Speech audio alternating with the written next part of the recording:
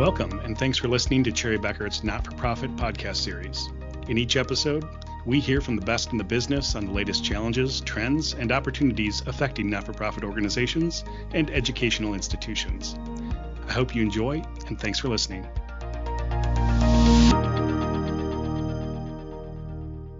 Welcome, everyone, to another not-for-profit podcast in Cherry Bekaert's not-for-profit industry podcast series. My name is Jason Sturdevant. I'm a senior manager in Cherry Bekaert's CFO Advisory Services, working exclusively with not-for-profit organizations. I've been working with not-for-profits in various capacities, including as an auditor and now as a consultant with Cherry Bekaert.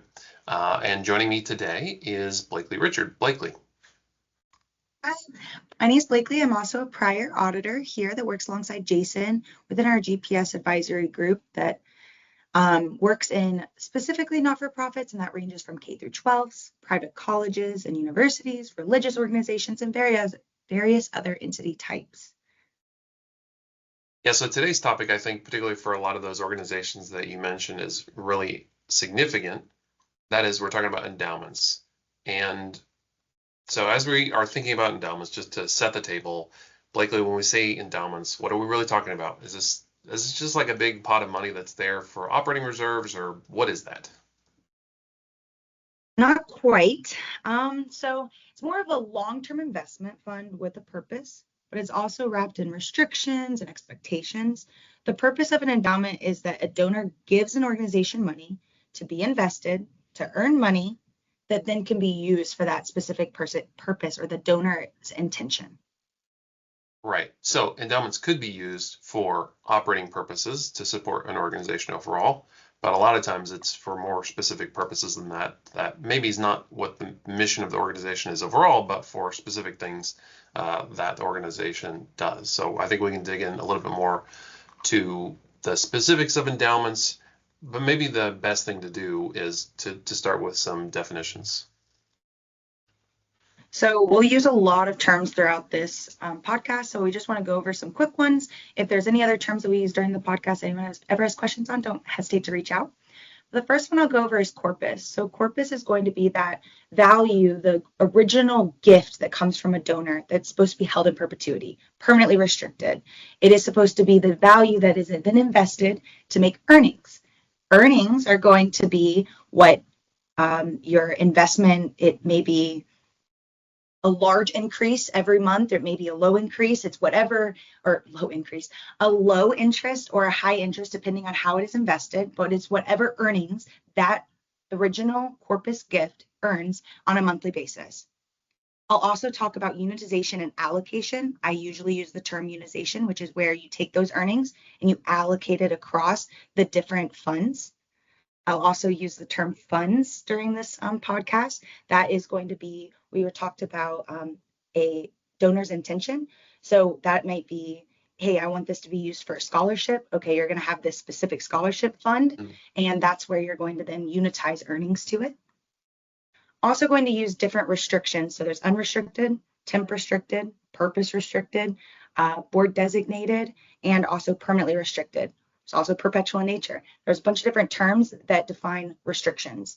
We'll go into mostly endowments, perpetual in nature, and permanently restricted and temporarily restricted today, but I just want to give you a quick rundown on each one of those. So the perpetual in nature is going to be that corpus bucket, which is also known as permanently restricted.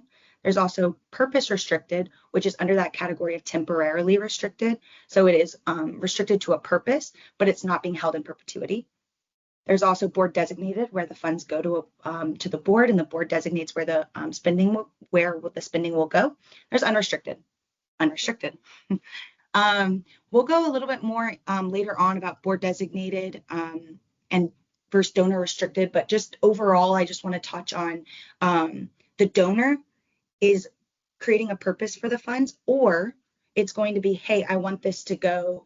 Well, no, it won't go to the board. It'll go to the board, and the board then gets to designate where the funds are. So that's the biggest difference. It's the board designation versus the donor's designation. Endowment pool. So is another one I want to define. Endowment pool is going to be when you invest a bunch of different types of values or corpuses and gifts into an investment account, it might have some endowment money. It might have some gifts for scholarships, a gift for this event, a gift for this event and this event. It's all going to that same investment account. So it's all gaining interest in the same account. So that's where the whole unitization, it's all going to one endowment pool, but then you'll use unitization to take those earnings and spread it across those funds. The last thing I'm going to define, just because we might mention it later on, is spend policy. So a spend policy is just going to be what the donor designates for an endowment. They may say on a yearly basis, you can spend 4% of the earnings from this specific endowment. There is not always a spend policy put into place for endowments, but a lot of large endowments will. So if we do mention it, that's what I would define it as. So a lot of different definitions, and we'll touch on a lot more stuff throughout this podcast. I just wanted to give you a brief for each one. Right. So there's a lot of definitions, which means I think there can be a lot of potential confusion, right? Yeah. So let's talk about some misconceptions. What's one thing that accountants usually get wrong with endowment accounting? Yeah, it's not just accountants who can get this wrong. A lot of people can misunderstand what's going on with endowments because, as you mentioned in those definitions, there's a lot of nuance, a lot of things that cannot be clear if you are not careful with knowing what you mean when you say things. So what is a corpus? What is earnings? What is a spending policy? If you don't know what these things are, that can really lead you down the wrong path. As far as the one thing that people usually get wrong for endowment accounting, it's that organizations can use endowments for whatever they want, or that it's free money or it's excess money. Really, the biggest challenge that organizations come across is adequately tracking restricted funds. So I know that's something you've encountered a lot. Can you talk a bit more about what do we mean when we talk about a restricted endowment? So like I mentioned earlier, there's the corpus and then there's the earnings. So what organizations need to make sure they're doing is restricting that corpus. So that's going to be that permanently restricted, held in perpetuity gift. So we want to make sure that when you're doing your unitization of your earnings on a monthly, quarterly, annual basis, I've seen it done in many different ways, that you are then taking those earnings and putting it to that purpose restriction. So that's going to be the biggest difference between that temporarily restricted or purpose restriction versus that permanently restricted and that perpetual in nature. And then also the biggest thing is it's restricting your spending. So that it's built into the name itself, but you are not able to, if something is being held in perpetuity, you are not able to spend that value. It is supposed to gain earnings, and you're supposed to use that earnings for a specific purpose restriction. So that's like the best way I try to like differentiate those two buckets. And then obviously I talked about the unrestricted and the board designated earlier as well.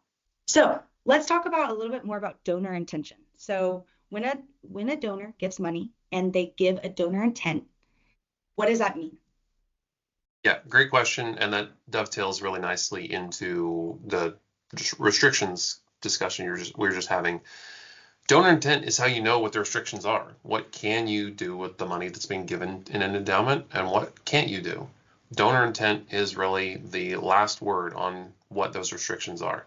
So it's really significant and important for organizations to ensure that they are adequately documenting and tracking that donor intent throughout the life of an endowment. And in a lot of cases, endowments are intended to fund organizations in perpetuity, theoretically forever. So knowing about what that donor intent is, having it clearly documented and tracked, and have everybody in the organization on the same page about this is what this endowment can be used for. And also there are things within restrictions about how you can spend it, right? How much can you spend of the earnings in any given year? The donor intent is the last word there as well. So ensuring that knowing what the donor intent is when the gift is made, as well as right through the life of an endowment, you have the option of continually going back to the donor and renegotiating, right? It's not just what they said 10 years ago that matters. If they're alive and can still communicate, or if there's somebody who's a trustee over whatever funded the endowment, right? There's still an opportunity to work with donors if the organization's need changes. However, if you don't document changes in donor intent, or you don't document the original donor's intent, you're really going to be lost and stuck with knowing exactly how you track and manage this endowment. So really critical for organizations to make sure they get that right.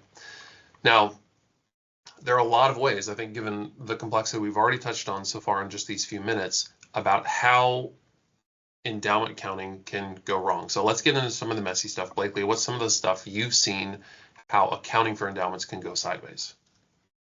Yeah, so I've seen it in a few different points in the timeline. So one of the first points is going to be your investment accounting. If your investment accounting is messy or there's any errors in that, that is going to fall into your endowment accounting.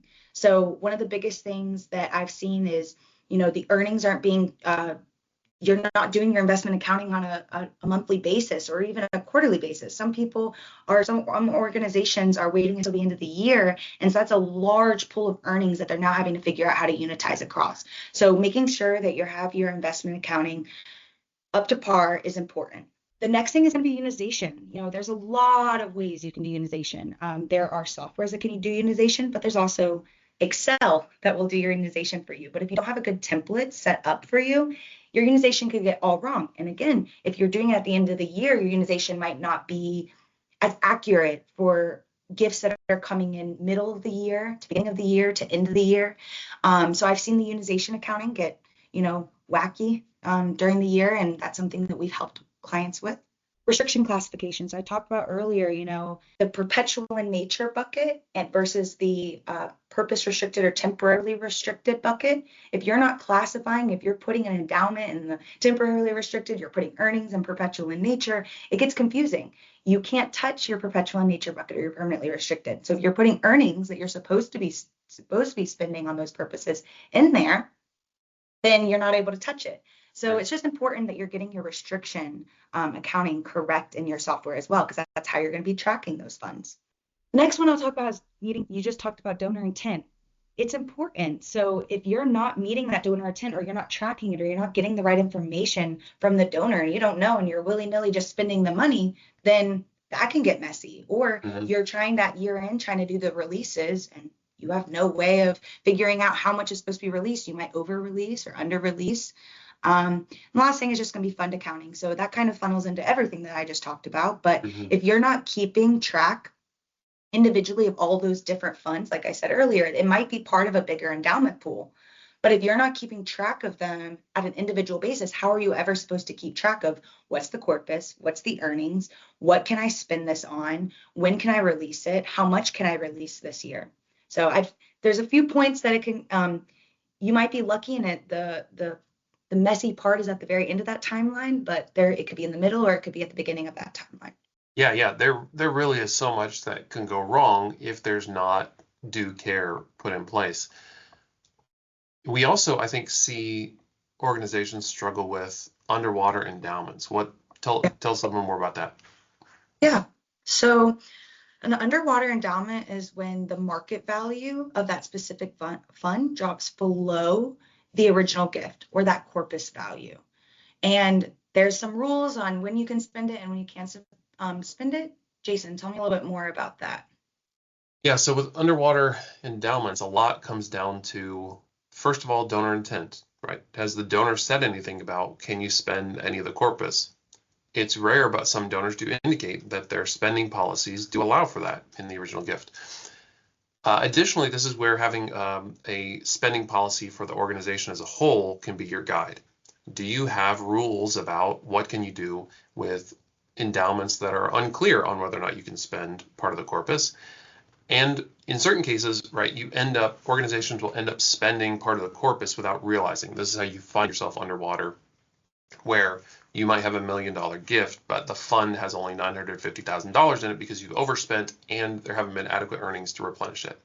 So your spending policy needs to have something in place on what does the organization do when funds get underwater. That's not lost money. You have to pull that from somewhere else actually to make that endowment corpus whole. Usually it comes from operating. So you need to have a policy in place to ensure that you're addressing that, because really having underwater endowments, a specific fund that's underwater for more than a couple of years, you really start to get into some hot water as far as compliance and regulations. Great answer. So let's just take a big step back when we're talking about endowments. and what the point of this podcast is and talking about where accounting can go wrong. So why does this really matter? What's at stake when an endowment accounting goes wrong? That's a great question, because we've talked about all the ways it can go wrong, but what does it matter, right? Like you said, it's not just about the money, right? You really want to get the accounting right, but the reason that it matters is because the endowments are really about trust. Donors trusted you with the gift they gave. There are beneficiaries. So, for example, if you're a university and donor endowments are for scholarships, students depend on handling that endowment gift properly so that there can be funding for students moving forward and in perpetuity. Same with faculty. There are endowed chairs that rely upon this to help ensure quality faculty are in place at your schools. There are other beneficiaries who benefit from that. There are also people internal to the organization, maybe specific departments or programs, that rely upon endowments to continue to provide resources for operations to continue. And critically too, right, it's public trust. Missteps with your endowments can damage reputations and can even lead to like some pretty serious legal trouble. Yeah. And it can also affect your future fundraising. If Yeah. donors do not feel confident in giving the organization money because they've heard rumors that their money wasn't used for their intent, or they give money in the past and it wasn't respected, they're not going to want to give that organization money again. Yeah, exactly. And mismanagement can also impact an organization's ability to budget, right? If you're counting on endowment earnings to fund certain programs or to fund certain overhead or staffing, you need to know how much you have available to spend. And above all, right, knowing how to manage your endowments, if you mismanage them or you manage them poorly, that can really undercut the long-term sustainability of your entire organization. So I think we've talked a lot of ways about like how it can go wrong, why does it matter?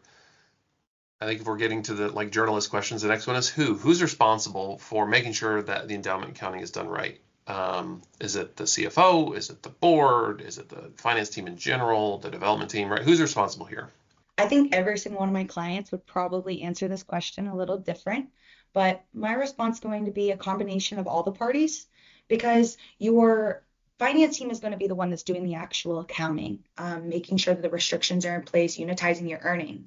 The development team is going to be the actual donor relations. So they're going to be the ones that are doing the communication with the donors, getting the documentation from the donors on where their money is supposed to be spent. Then there's also going to be the CFO that's going to be overseeing both the whole finance team, but also the development team, the information that's coming in. And there's also going to be the board. The board has the fiduciary responsibility to know what's going on in those finances and know what's going on with the values that are presented on their financial statements, making sure that the donor's intent is being met. So I think it's a combination of all of the parties. I think there's certain elements of the timeline that I talked about earlier that are more involved in each one of those parties. But in the end, it's the teamwork amongst all of those. Right. All right. And if it fails, right, if somebody drops the ball, right, what happens next? There are some really serious consequences. Obviously, we already talked about trust, and there are some strategic issues that this can raise, right? You don't know how much money you have to spend on things. But there are also really critical issues in terms of compliance, like we mentioned earlier. If you are somebody who has a fiduciary responsibility within the organization, you could face things like civil penalties. If a donor says, hey, you mismanaged my gift, there could be civil penalties against the organization or against the individual who had responsibility for it, or both. There could be professional impacts. So if you are a licensed CPA, for example, this could potentially impact your ability to retain your license or the standing of your license. And then also in worst case scenarios, right, if it's not just mismanagement, but it's gross negligence or malfeasance, you could be facing legal penalties, whether that's fines or in the absolute worst instances, there could be jail time. So it's really critical that the oversight is not just a nice thing to do if you can. This is something that's required by law. And I'll say too that in addition to like these really weighty consequences, there are also the real consequences. If oversight fails, at some point you have to fix it, and that costs time and money.